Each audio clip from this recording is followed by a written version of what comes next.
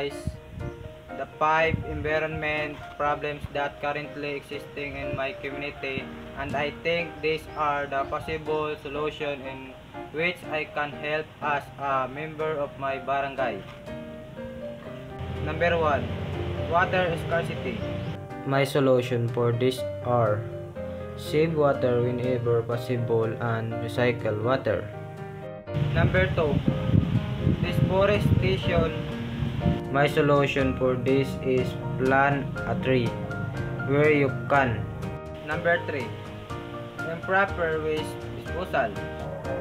Improper waste disposal. Number 4.